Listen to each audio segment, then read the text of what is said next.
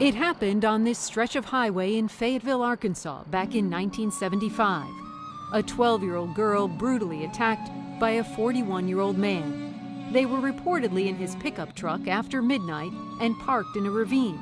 That's where she says he beat and raped her. The sixth grader ended up in the emergency room.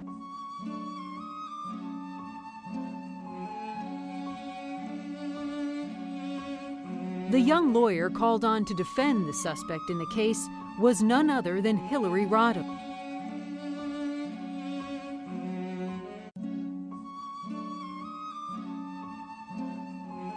Malin Gibson was the prosecutor at the time. The day after she was appointed, in fact, she called me and wanted to know if I could get her unappointed. She didn't want to represent the rapist.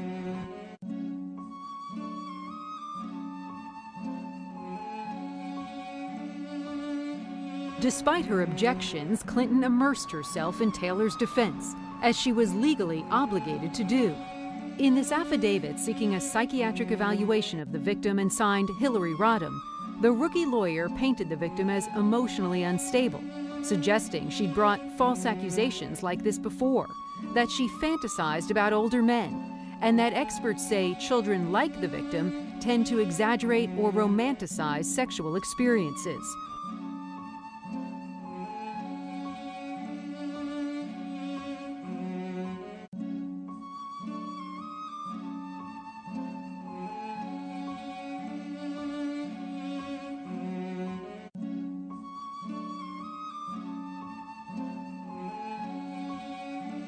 CNN contributor Josh Rogan interviewed the victim, now in her 50s, back in 2014, nearly 4 decades after the crime. The victim said the allegations in the affidavit are untrue, that she'd never romanticized sexual experiences or made any false accusations before.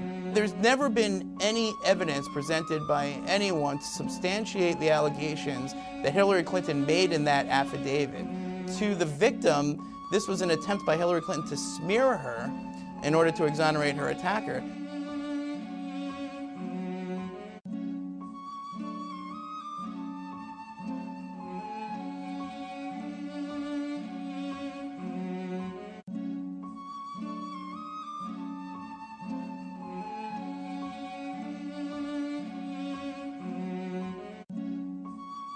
The victim believes that Hillary Clinton lied in order to win. Clinton also insisted on getting her own expert opinion on the accused rapist's underwear, after the crime lab had cut out the key part of the sample to test, then lost it.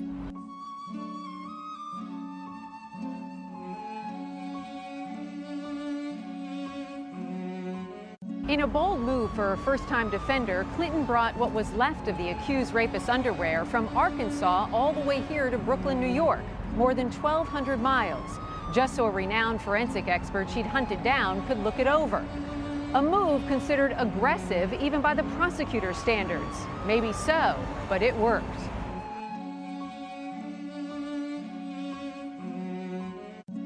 Clinton's expert cast doubt on what was left of the evidence, saying it hardly showed the defendant's blood or semen. The prosecution's case quickly started to unravel. We began to scramble and consider possibilities of lesser offenses. The story was mostly forgotten until in 2014, audio emerged of Clinton talking about the case with an Arkansas journalist back in the 1980s.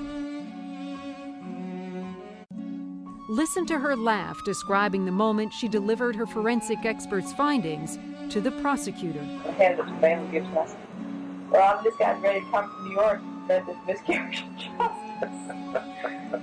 Those recordings were played for the victim by Josh Rogan during his interview. Her reaction was anger. When I heard that tape, I was pretty upset. You lied on me, and you're supposed to be it for women? Do you call that for women? What you done to me? And I heard you on tape laughing. There is another piece of audio that Clinton's critics have pointed to for some time. Clinton on the same tape laughing about her client passing a polygraph. Took a lot of different tests. I won't take a polygraph. she passed, which forever just drove my face in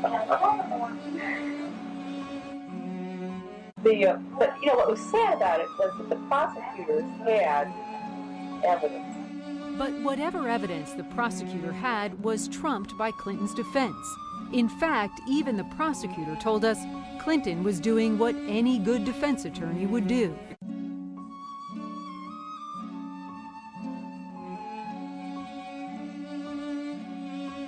She was just doing her job. She was going to present the best defense she could, and she was certainly going to require us to prove his guilt. In a plea deal, she got her client's charges reduced from rape to unlawful fondling of a child. For rape, Thomas Taylor could have gone to prison for life. Instead, he was sentenced to 1 year in the county jail. Even that was reduced 2 months for time served.